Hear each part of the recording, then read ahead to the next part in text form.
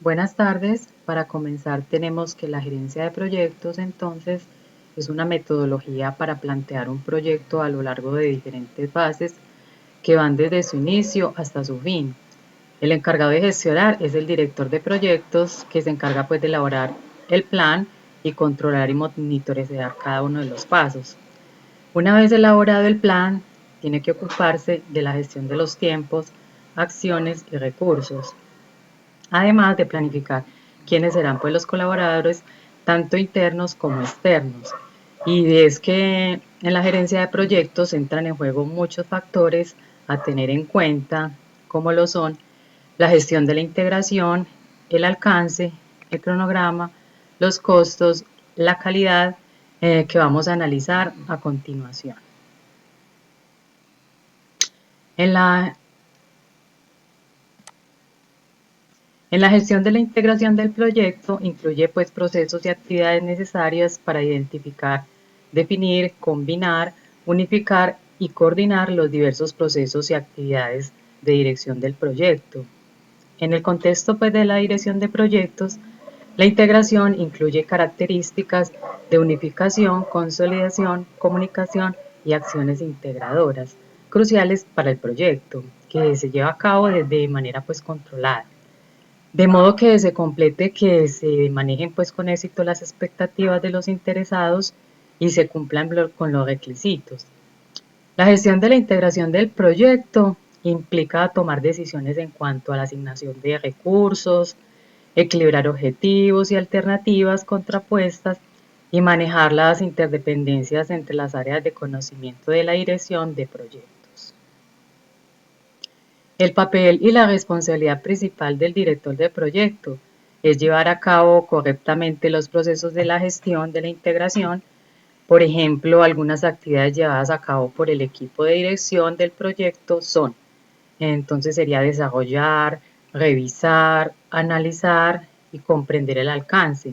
Esto incluye pues requisitos del proyecto y del producto, criterios, supuestos y restricciones y otras influencias relacionadas con determinado proyecto, así como el modo en que éstas se gestionarán o abordarán en el ámbito del proyecto. Convertir entonces la información que se ha recopilado sobre el proyecto en un plan para la dirección del proyecto, realizar pues actividades para producir los entregables del proyecto, analizar continuamente los riesgos del proyecto, medir y supervisar el avance del proyecto y adoptar las acciones adecuadas para cumplir con los objetivos del proyecto. En la siguiente gráfica se observa la descripción general de la gestión de la integración del proyecto. Entonces, en los procesos de esta área, según la guía PEMBO, que es la guía pues, de buenas prácticas relacionadas con la gestión, entonces están desarrollar el acta de constitución del proyecto, que esta enmarca y autoriza pues, formalmente un proyecto o una fase de un proyecto. Desarrollar el plan de gestión para la dirección del proyecto, en esta donde se documentan pues las acciones necesarias para definir, preparar, integrar, coordinar todos los planes y componentes necesarios para gestionar el proyecto. Dirigir y gestionar el trabajo de proyecto. Esta pues se trata de ejecutar el trabajo definido en el plan de gestión del proyecto para lograr cumplir todos los requisitos definidos en el plan de dirección del proyecto. Monitorear y controlar el trabajo del proyecto. Esta se trata de supervisar y controlar las áreas y los procesos requeridos para iniciar, planificar, ejecutar y cerrar el proyecto. Busca pues cumplir los objetivos de rendimiento definidos en el plan de gestión del proyecto. En realizar el control integrado de cambios, entonces se revisan todas las solicitudes de cambio, aprobar las que consideren adecuadas, controlar su implementación integrada y en cerrar el proyecto o la fase es donde se finalizan todas las actividades de todos los grupos de procesos de la dirección de proyectos. Entonces, los procesos de gestión de la integración del proyecto actúan como coordinadores de todos los procesos directivos del proyecto y tienen primicia sobre los demás procesos de otras áreas. Hay procesos de integración pues en todos los grupos de procesos que nos plantea la guía PMBOK. Un proyecto se inicia, planifica, ejecuta, monitorea y controla y se cierra con procesos de integración que actúan pues como directores de los demás procesos directivos del proyecto. Bueno, estos son los principales documentos de la gestión de la integración. Entonces está el acta de constitución, que es emitida por el patrocinador del proyecto y autoriza formalmente el inicio del proyecto. El acta de constitución confiere al director del proyecto la autoridad para aplicar recursos de la organización a las actividades del proyecto. El plan de dirección del proyecto es responsabilidad del director del proyecto y establece cómo se realiza el trabajo durante todo el ciclo del proyecto. Bueno, define tanto los trabajos orientados a seguir del producto, resultado pues del proyecto, como a la dirección del proyecto. El proceso de elaborar este plan de dirección del proyecto incluye las acciones necesarias para definir, integrar, coordinar todos los planes subsidiarios y elaborar el plan de la dirección del proyecto. El contenido del plan de dirección del proyecto varía pues de acuerdo con el área de aplicación y la complejidad del proyecto. Este proceso da como resultado una primera versión del plan de dirección del proyecto que se actualiza y revisa a través del proceso de realizar el control integrado de cambios. Los registros del proyecto incluyen pues todo lo que son órdenes de trabajo dentro del proyecto, solicitudes de cambio, informes del proyecto, lecciones aprendidas, actas, etc. Entonces, implementar la gestión de la integración del proyecto es imprescindible pues durante todo el ciclo de vida del proyecto. Y la estimación pues de los costos necesarios de un plan de contingencias implican pues la integración de los procesos de planificación de la gestión de los costos, gestión del tiempo y gestión de los riesgos. En cuanto a los riesgos adicionales, se identifican y están asociados a distintas alternativas de personal. Se deben revisar los procesos de gestión de los recursos humanos y la gestión de los riesgos. Los productos entregables del proyecto se integran con las operaciones de la organización ejecutante del proyecto para tener en cuenta los problemas y las oportunidades futuras. Siempre deben analizarse con la planificación estratégica a largo plazo de la organización. En la gestión del alcance del proyecto se deben incluir solo el trabajo necesario. Entonces, según las guías PMBOK, 5 procesos de gestión para la administración del alcance, que son: primero, la planificación, donde se documenta cómo se definirá, verificará y controlará el alcance del proyecto. Además, se menciona cómo se crea la estructura de desglose de trabajo, la EDT. Definición: aquí se elabora pues en detalle el plan del proyecto. Tercero, la creación de la EDT, que divide el proyecto en componentes menores y más fáciles de manejar. Cuarto, verifica si se formaliza la aceptación de los entregables del proyecto. Quinto, el control de cambios, donde se controlan los cambios del proyecto. Bueno, antes de desarrollar estos procesos es necesario haber seleccionado un proyecto y contar con la autorización formal para comenzar a planificar su alcance.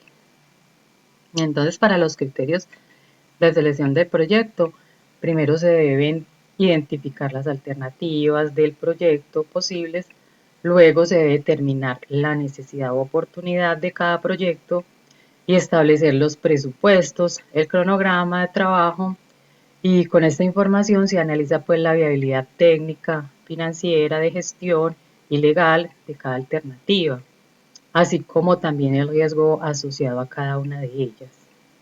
Antes de tomar una decisión, se debe hacer un consenso de los interesados acerca de las características evaluadas para evitar conflictos futuros entre el director del proyecto y los directivos. Por último, pues se deben excluir todos aquellos proyectos inviables y se seleccionan los que resulten más importantes. Entre los criterios de selección de proyectos más utilizados se incluyen las características técnicas del producto y la rentabilidad financiera del proyecto.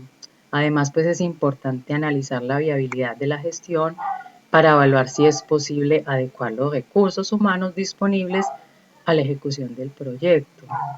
Por otra parte, no debe olvidarse la identificación de las restricciones legales que podrían prohibir la ejecución de un proyecto, como suele ocurrir en la legislación sobre el impacto ambiental. Por último, otro criterio de selección es el factor de riesgo asociado pues a cada alternativa. Por ejemplo, la probabilidad de que se cumplan las ventas estimadas. Estos criterios tienen pues como por objeto valorar las ventajas y desventajas del proyecto para que sean utilizados por los inversores. En este ejemplo de una matriz de selección de proyectos, veamos cómo seleccionar el mejor proyecto. Entonces, para elegir entre tres alternativas de proyectos, A, B y C, para diversificar la producción actual de la empresa se tienen los criterios a evaluar para cada una de las alternativas, que son la rentabilidad, que sería lo más importante, el incremento de la participación de mercado, que sería muy importante, mejoras en la imagen empresarial, importante, y adquisición de nuevos conocimientos para la empresa, como poco importantes. Entonces, como se observa en la matriz, para seleccionar el mejor proyecto, en primer lugar se definirán las pautas que se utilizarán en función de cada proyecto. En particular, se podrían otorgar pues distintos pesos relativos a cada criterio, como se observa en la segunda columna de la tabla. Luego de definir una calificación para cada evaluación como la siguiente: 1 es muy malo, 2 es malo, 3 es regular, 4 es bueno y 5 muy bueno. Entonces tenemos que la rentabilidad es muy buena en A y B y buena para la alternativa C. El incremento en la participación del mercado es regular para los proyectos A, B y C. La mejora en la imagen empresarial es muy buena en el proyecto B y buena en las otras alternativas. Y en lo que es en la adquisición de nuevos conocimientos es buena en A y C y regular en B. Mediante pues la multiplicación del peso por la calificación se obtiene el puntaje de cada criterio. La sumatoria total de puntajes indica cuán bueno o malo es el proyecto. En este caso resulta que el proyecto B es el con mejor pues puntaje de 420. En cuanto al inicio del proyecto, este se origina a partir de un problema o de una oportunidad de mercado ocasionada por cuestiones de oferta, demanda, cambios tecnológicos, modificaciones en la legislación o cualquier otra necesidad. Los elementos de inicio son el problema, que se puede definir como la brecha con obstáculos que separa el lugar donde uno está de donde le gustaría estar. La misión provee las bases para alcanzar las metas y los objetivos del proyecto. El objetivo es el resultado esperado de un proyecto. Las metas pues detallan cuáles son los bienes y servicios que se deben producir para lograr esos objetivos. El plan estratégico sirve para identificar las fortalezas, oportunidades, debilidades y amenazas que se enfrenta el proyecto para especificar cómo deben alcanzarse con éxito los objetivos. Bueno, las características de las metas y los objetivos deben ser claras, que cualquier director pueda entender. Realistas, pues deben de ser de las restricciones de tiempo, alcance, recursos y calidad.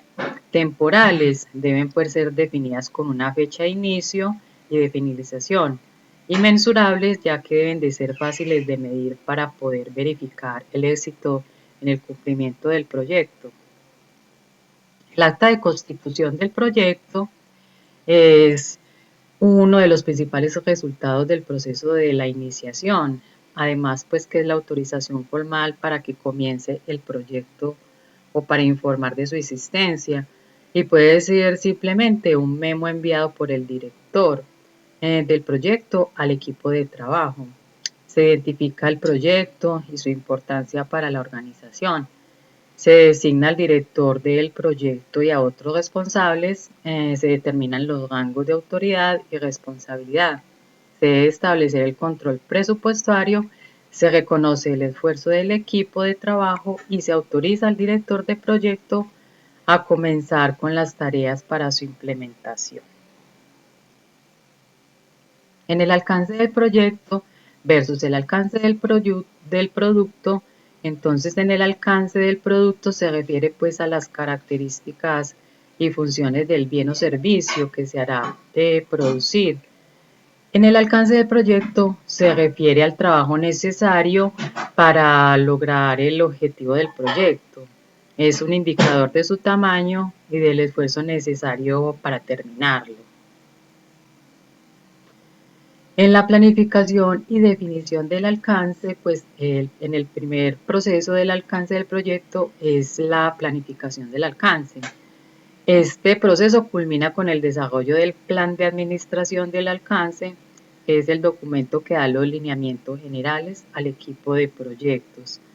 Para saber cómo se va a definir el alcance del proyecto, se va a desarrollar el plan detallado del proyecto, se elaborará lo que es la estructura de desglose de trabajo, se verificará con el cliente el alcance del proyecto y se controlarán los cambios en el alcance del proyecto.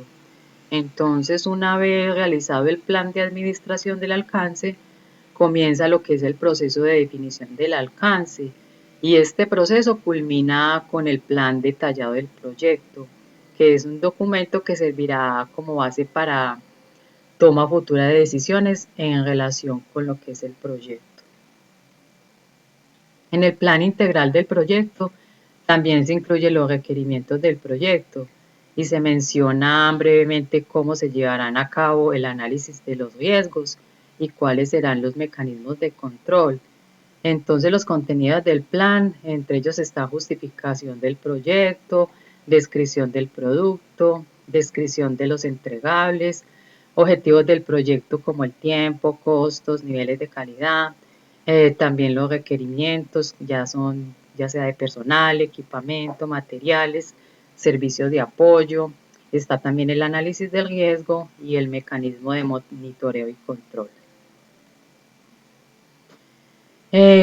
Con la estructura de desglose EDT se dividirá el proyecto en menores partidas con el objeto pues, de poder definir qué hay que hacer, quién lo hará, cuánto demorará y cuánto costará. La EDT divide el proyecto en menores e integrables, más fáciles de manejar. Pues, el propósito es asegurar que se identifiquen todas las tareas críticas necesarias para completar el alcance del proyecto. Esta subdivisión se lleva a cabo hasta obtener el detalle suficiente para respaldar lo que es el desarrollo de las actividades. Planificación, ejecución, control y cierre.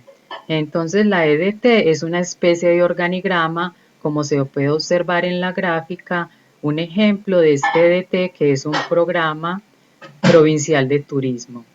Entonces la EDT es necesaria para poder asignar de modo eficiente la duración de las tareas y los responsables de cada una de ellas. El plan cuenta de control, también denominado cuenta de costo, es un punto de control administrativo en el que se evalúan en forma integral el desempeño del alcance, los plazos estimados y los costos. Los paquetes de trabajo son las partidas de nivel más bajo de cualquier gama de una estructura de desglose del trabajo. En el gráfico aparecen sombreados los paquetes de trabajo.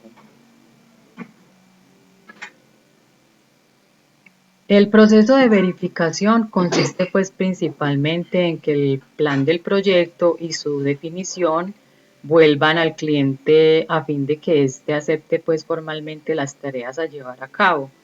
En caso de que el cliente no esté de acuerdo con las tareas para realizar, las partes deberán modificar el alcance para ponerse de acuerdo antes de comenzar la ejecución del proyecto. Entre los integrables del proyecto deberán incluirse una descripción de cómo se administrará el alcance del proyecto, y cómo se acordarán los posibles cambios. Algunos ítems que pueden incluir pues el plan de administración del alcance para el caso de que cambie el costo, el tiempo o la calidad son el nivel de autorización requerido para realizar los cambios, documentación requerida para realizar los cambios, el proceso de comunicación en caso de cambios.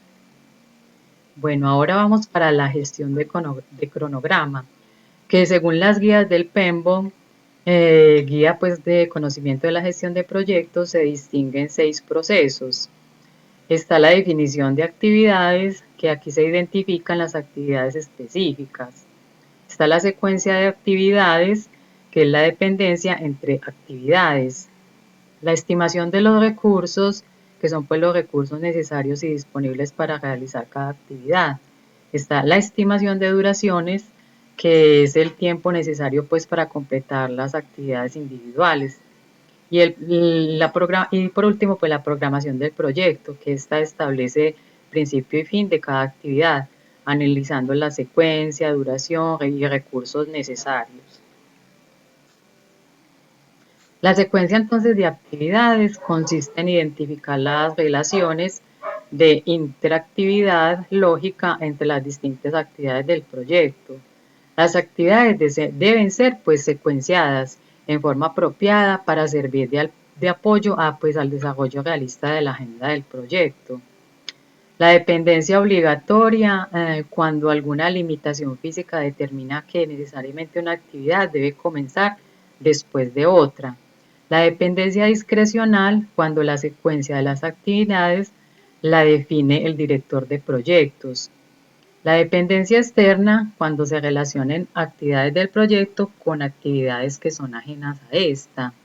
Los adelantos y los retrasos, dentro pues de esta etapa se desarrolla la agenda de proyecto y cada una de las actividades debe especificar si tiene algún adelanto o retraso para poder definir en esta forma apropiada el tipo de interrelación que existe entre ellas.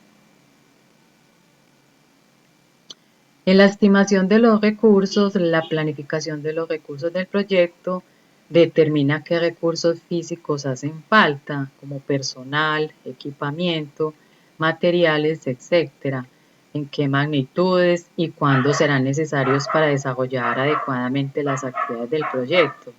Además, pues se deben de conocer qué recursos estarán potencialmente disponibles para ser utilizados en el proyecto. La secuencia de actividades con recursos escasos, si no cuenta pues con los recursos disponibles para llevarlas a cabo, se debe modificar la programación del proyecto. La planificación del recurso, cuando se realiza, es necesario considerar las cantidades y los tipos de recursos necesarios para realizar cada tarea. En la nivelación de los recursos es un método pues que intenta minimizar las fluctuaciones en los recursos requeridos y nivelarlos para que se apliquen en la forma más uniforme posible sin extender la duración total del proyecto. La planificación con restricción de recursos, los métodos de programación para trabajar con recursos limitados pues consiste pues en asignar los recursos primero a aquellas actividades de menor holgura.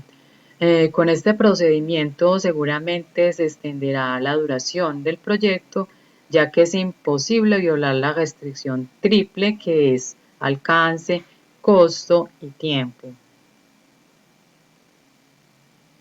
La duración pues, de las actividades se puede incluir a los métodos cualitativos basados en la opinión de expertos. También se puede aplicar lo que son métodos cuantitativos para estimar la duración de las actividades.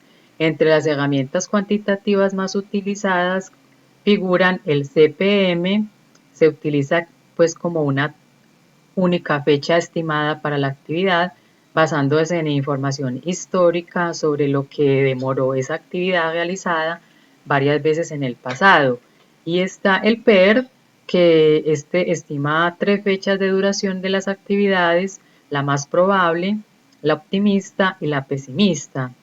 Las actividades no se cuenta pues con datos históricos en este PER.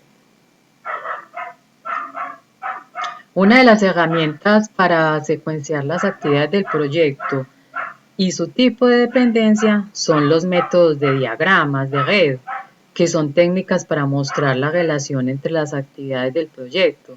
Entre estos métodos está el método de actividad de la flecha, A o A por sus siglas en inglés, el cual es un diagrama de red que utiliza flechas para representar las actividades de un proyecto.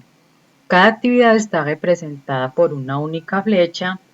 La cola de la flecha inicia el inicio de la actividad y la cabeza su finalización. Cabe aclarar pues que el largor de la flecha no representa la duración o importancia de la actividad. En este método las actividades están involucradas por círculos que se denominan eventos o nodos. Un nodo representa el fin de las actividades que entran al mismo y el inicio de las actividades que salen de él. A cada nodo se le asigna un número único, como se observa en la gráfica. Bueno, los tiempos de inicio y de terminación. Entonces, pues todas las actividades tienen una fecha más temprana de inicio, ES, y una fecha más temprana de finalización, EF. El tiempo de finalización más temprano se calcula sumando la duración estimada de la actividad y el tiempo de inicio más temprano. Los tiempos ES y F determinan pues el trabajo sobre el diagrama de red, desde el inicio del proyecto hasta el fin, o sea, se realizan los cálculos hacia adelante. El ES de una actividad es mayor al EF de sus actividades precedentes. Bueno, en cuanto al inicio tardío y terminación tardía, en lugar pues de definir una actividad por su ES y EF, se podrían definir la duración basándose en su fecha más tardía de comienzo, el LS, y su fecha más tardía de finalización, el LF. El tiempo de inicio más tardío se calcula restando la duración estimada de la actividad del tiempo de terminación más tardío. Entonces los tiempos LS y LF se calculan sobre el diagrama de red, desde el final del proyecto hasta su inicio. Es decir, los cálculos se realizan lo que hacia atrás. El tiempo pues, de terminación más tardío de una actividad es el menor de los tiempos de inicio más tardíos de todas sus actividades sucesoras. La holgura total de un proyecto se mide pues por la diferencia entre la duración estimada y la duración real que debería tener el proyecto. La holgura se puede calcular restando el tiempo de terminación más temprano, EF, del tiempo de terminación más tardío, LF. De la misma forma se podría calcular restando el tiempo de inicio más temprano, ES, del tiempo de inicio más tardío, LS. La holgura libre es el tiempo que se puede demorar una actividad sin retrasar el tiempo de inicio más temprano de sus actividades sucesoras.